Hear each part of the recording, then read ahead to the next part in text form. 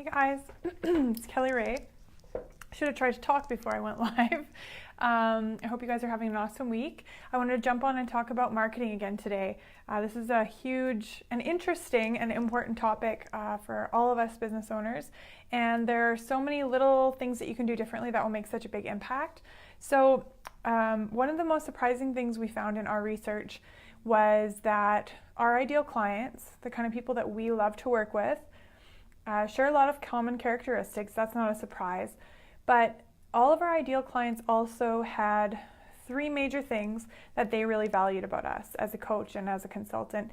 And they weren't anything near what we thought they would value about us. So we have to remember, especially in marketing, but as business owners, we think that everyone thinks the way that we think, but we're wrong. And you have to remember that in your logo design, your website colors, your sales processes, your lead conversion processes, how you deal with clients, how you deal with prospective clients, how you deal with your employees. But you just have to kind of get it through your head and remind yourself constantly, even though I think this way, doesn't mean other people think this way. And it's tricky because you don't even realize that you're thinking a certain way. You just think you're thinking the way that everyone thinks. So it's really one of those awareness things. But to put it simply, what you need to do is ask your ideal customers what are the most important things, or what are the things that draw you to them to you, or what are the most important things to them about you. So for us, when we asked our ideal clients, over and over again, we got the same three answers, and those three answers were nothing like what we had been marketing and advertising, which is surprising. So me thinking that everyone thinks the way that I think, I thought people wanted profit, systemization so they could have more time off with their loved ones, and freedom from the business. So the ability to sell the business or just to draw more profit from it, have it run with or without them. So profit, freedom, systemization. We would always talk about those things. And over again, we ended up attracting not so ideal clients with those messages. And we just figured it out a few years ago. After a lot of surveys, a lot of research, our ideal clients say three very different things. Number one, accountability is their most important. And I don't know, I never thought of that, but it's funny because I've always had a coach too, and that's the biggest piece for me. So when I have a coaching call on Monday at 6 o'clock with my coach, I do all my homework at 5 o'clock on Monday so that when I talk to her, I can say, hey, yeah, I did all my homework this week.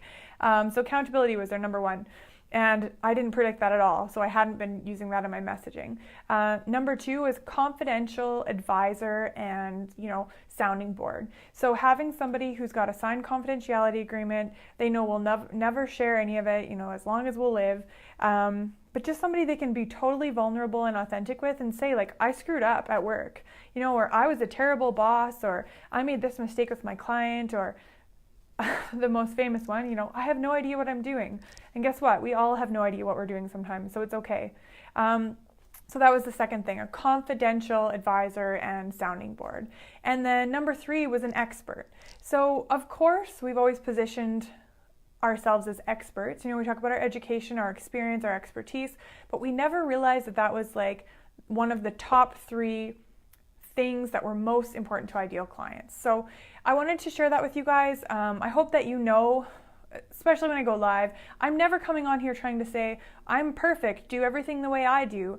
I'm trying to share real examples of ways I've screwed up so that you can learn from my mistakes and not have to make them yourself, because they are expensive, some of them. So that's what we're doing, sharing this free content, trying to save you guys money and time. And just one more time, the basic message is here. Don't assume that you know what your ideal clients want. You have to ask them.